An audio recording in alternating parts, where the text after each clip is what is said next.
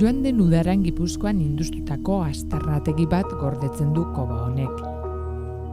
Gidaria adituen laguntzarekin Teknopoliseko kamerek bisita egin ahal izan diote. Euskal Herriko Unibertsitateko Álvaro Arrizabalaga ikertzailea, Iker Bask irakaslea den Maria Jose Iriarte eta Antxeta Kultur Elkarteko Javier Lazkano lagun izan ditugu. Aztarnategiaren kokalekua isilpean gordetzea izan da bisita egiteko ezinbesteko baldintza. Izan ere, lapurretak saihesteko oraingoz tokiari buruzko informaziorik ez ematea erabaki da. 20. mendean aurkitu zuten eta lehen induzketa lanak duela 2 urte egin zituzten. Pareta bat erori eta agerian utzi zituen historia aurreko tresnak eta kalte handiagoak egon zitezkeela aurreikusiz induzketa lanei ekin zieten. Hemos descubierto, por un lado, lo que se llama la industria lítica, es decir, toda Arrizko industria aurkitu dugu. Garai honetan suharria izaten da ohikoena, naiz eta beste harriren batekin egindako tresnak ere aurkitu ditugun. Ezurrezko industriaren aztarnak ere aurkitu ditugu. Hau da, ezurrez egindako tresnak. Fauna arrastoak ere agertzen dira, jaten zituzten animalienak. Eta sutegi txiki batzuk ere sumatu ditugu, eguneroko bizitzan erabiltzen zituztenak. Duela milaka urte egindako ezurrezko objektuak dira ikertzaileek hartutako segurtasun neurrien arrazoia. Maria Jose Iriartek kontu handiz ekarri ditu berriro aurkikuntza lekura, milaka urtez ezin hobeto gorde diren aparteko bi aztarna. Paleolito garaiko maisulanak dira eta zahar berrituta daude.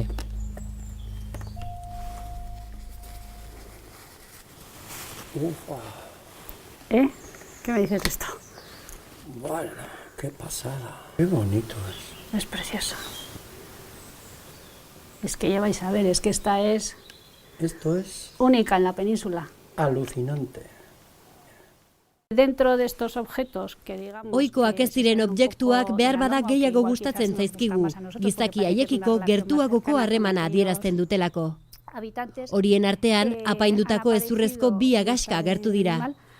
Iaz bat agertu zen, eta aurten, udarako ekinaldian, bigarrena agertu da. Apainduta daude, ia osorik daude, bietako bat oso osorik dago, eta besteari zatitxo bat falta zaio, agatxoaren 2 edo 3 zentimetro falta dira. Egia esan oso polita izan da horrelako artelanak aurkitzea. Unas obras de este tipo de arte.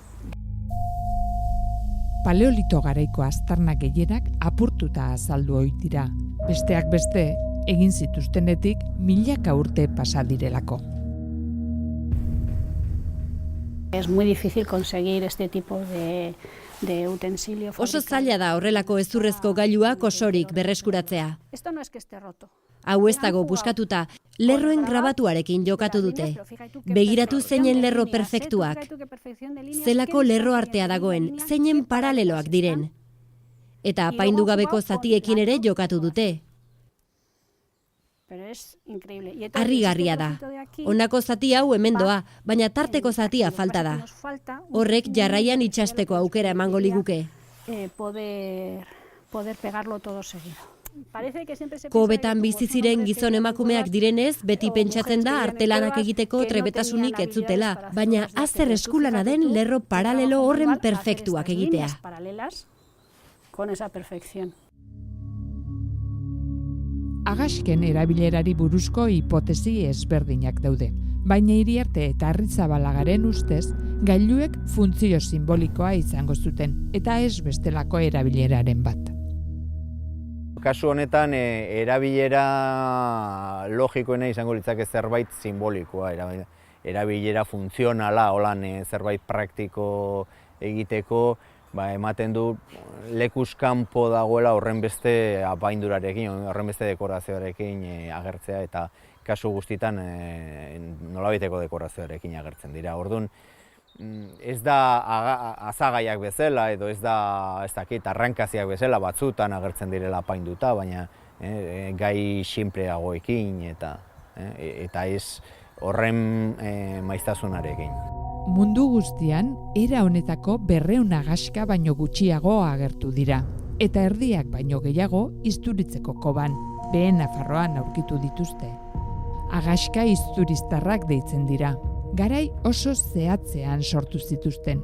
Erdi Madeleinialdian, duela 14.000 urte, eta adituen ustez, egin ere Isturitzeko koban egin zituzten.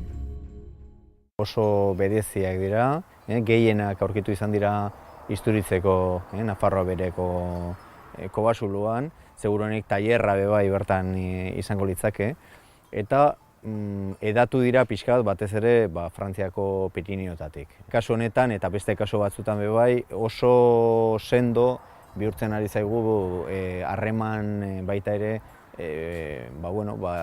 kulturala eta seguruenik komertziala bai iparraldeko lurraldeekin. Hau da harrein beste froga bat, baina beste froga bat besterik gabe. Suharriari dagokionean badakigu suharri pilo bat kalidade honekoa erabiltzen dutela baita ere iparraldekoak. Eta iparralden bestalde Isturitzen, besteak beste, erabiltzen da bai Urbasa eta Trebiñoko suharria.